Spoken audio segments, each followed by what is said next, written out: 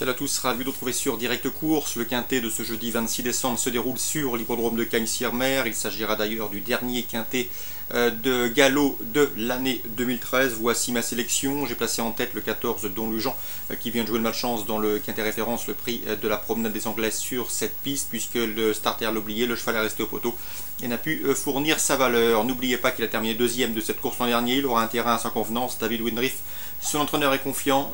Logiquement, le cheval devrait lutter pour la palme. Le 7 Tangolima lui sera directement opposé, bien que tendu en raison des faux départs. Elle s'est emparée d'une honorable 4e place dans la course référence. Au regard de son palmarès, elle mérite d'être rangée parmi les choix prioritaires de cette course. J'ai retenu ensuite le 12, un Roc de Grandval, qui a mieux couru que ne l'indique son classement dernièrement dans le quintet référence, se classe en 6e et ce en ayant négocié le dernier tournant en épaisseur. Un cheval qui sera avantagé par l'assouplissement des pistes. Il constitue à mon avis un rival sérieux pour les premiers cités. Attention également numéro 4 Anemos. Il n'a plus passé certes le peloton en tête depuis près de 2 ans et plus de 2 ans. Toutefois il fait preuve d'une louable régularité, n'ayant jamais terminé plus loin que 5e en 4 sorties sur les obstacles, restant 5e justement du quintet référence. Il semble en mesure de bien faire, d'autant que dans ce quintet référence il avait été accrédité d'un départ relativement hésitant. J'ai ensuite retenu le 15 Cataral, qui pour ses débuts sur cet anneau de Cagnes-sur-Mer s'est imposé avec brio le 9 décembre, preuve de sa bonne forme actuelle. Une confirmation est attendue ici dans ce handicap. Elle va découvrir les handicaps sur les obstacles. Elle a déjà couru en plat, mais jamais dans cette discipline. Le 1 Zarine de la Môme, qui devra rendre du poids à l'ensemble de ses rivaux, mais qui possède de solides références, notamment sur cette piste de Cagnes-sur-Mer. Sachez également qu'elle évoluera sur une piste de trempée à sa convenance. Mieux vaut donc la garder dans une sélection. Pour les places, je retiendrai le 6 Henri Jacques, qui vaut à l'évidence mieux que ne l'indique sa 9e place obtenue dans la course référence. Le prix de la promenade des Anglais, lauréat d'un événement à pareille époque l'an dernier, il sera racheté, tout comme le numéro 8 Skyris, un cheval souvent entendu, qui n'a donc pas été avantagé par les faux départs dernièrement. Il a fait la course en tête et a trop tiré. À mon avis, il a les moyens de faire mieux dans cette course, d'autant qu'il a déjà gagné sur ce tracé. C'était par le passé sur cet hippodrome de la Côte d'Azur. Résumé chiffré 14, 7, 12, 4, 15, As, 6 et 8. Concernant les infos, direction Pontchâteau en Réunion 2. Dans la 5e, j'aime beaucoup le 511 Titan du Closet. Stéphane Meunier est confiant.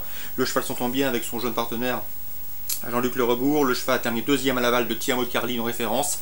À mon avis, ici, il devrait disputer la victoire. L'opposition semble dans ses cordes. Le 511 Titan du Closet, un cheval fait pour vieillir. Je poserai le 512 Texas au Fort, qui ne manque pas de référence à ce niveau. Le 514 dans cette épreuve, c'est Tornade du Déclic, qui possède la meilleure réduction kilométrique du peloton sur ce parcours.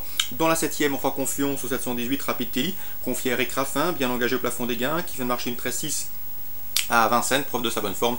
C'est un postulant sérieux au succès. On lui opposera le 712 Royal de Vège, qui vient de devancer deux de ses rivaux du jour récemment, et le 713 Couleur des Obos, confirmé à ce niveau et capable de finir vite lorsqu'il peut bénéficier d'un bon parcours caché. 718, 712 et 713.